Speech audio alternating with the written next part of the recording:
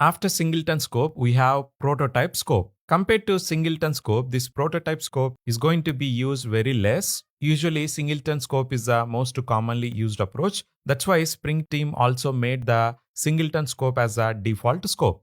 Inside this lecture, we are going to see the demo of prototype scope. But before I show you the demo, just a reminder, inside this section, we are not going to discuss the scopes of request, session, and application. We are going to discuss about these scopes once we start building the web applications with the help of Spring Boot. I'm going to create a new bean inside example 9. The bean name is user session. Inside this user session file, I'm going to have a string field with the name session ID. Let me create a default constructor. In this default constructor, I'm going to assign a value to the session ID by using uuid dot random uid dot toString.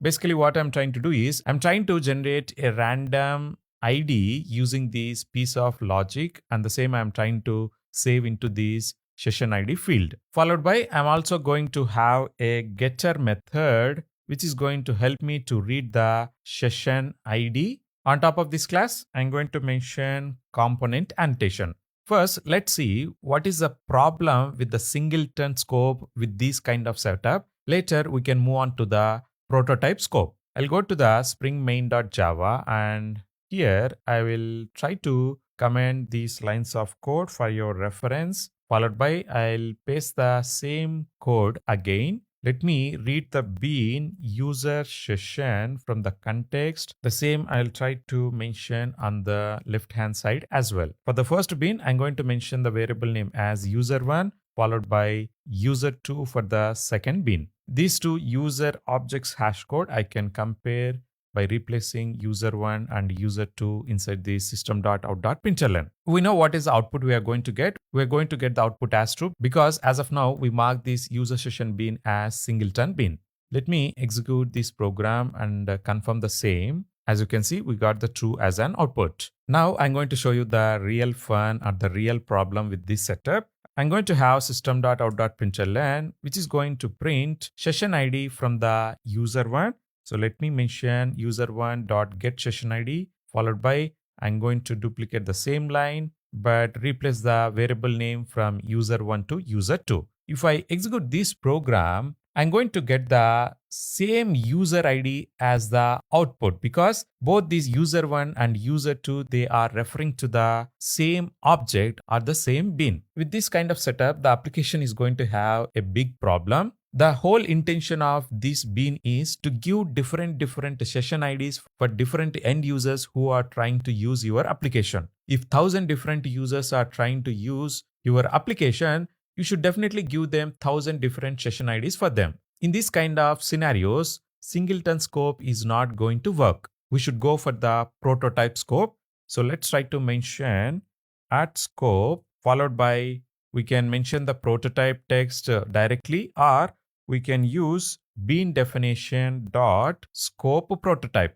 When we mark a bean as prototype, behind the scenes, what is going to happen is Spring container will create a new instance of the bean every time when someone is asking. So here we're trying to ask the Spring IOC container to provide the user session bean couple of times. That's why Spring IOC container is going to create two different instances of user session.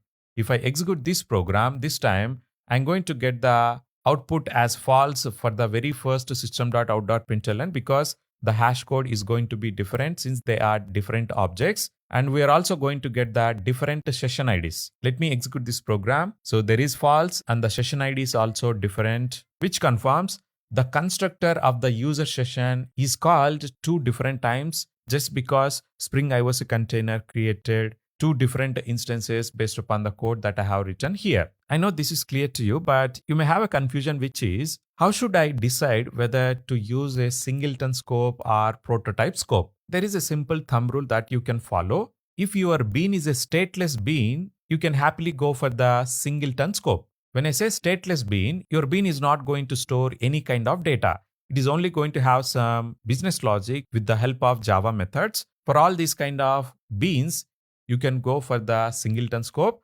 Whereas if your bean is a stateful bean, you need to use the prototype scope. What do I mean by stateful bean? If your bean is storing some data which is going to be different for different users, then you should definitely go with the prototype scope. I prepared this slide around prototype scope for your reference.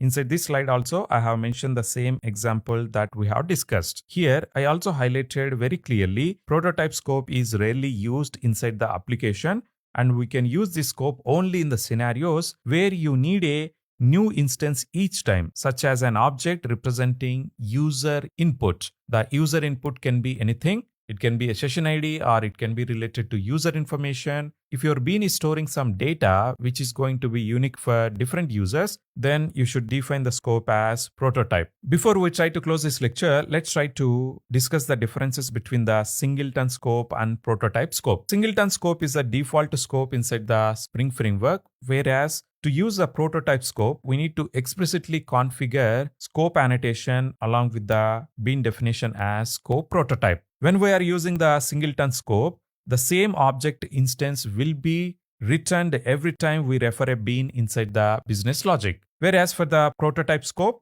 new object instance will be returned every time we refer a bean inside the code. When we are using singleton beans, we can control when the bean should be created, whether it should be created during the startup or when the first time referred. With the help of eager and lazy initialization, we can achieve this. But coming to the prototype, there is no concept of eager and lazy initialization. All the prototype beans, they are going to be created as and when someone is trying to refer the bean. There won't be any eager initialization during the startup of the application. Singleton scope is ideal for immutable objects, whereas prototype scope is ideal for mutable objects. Mutable objects are the objects which can be changed even after creating the object. For such objects, prototype scope is more suitable.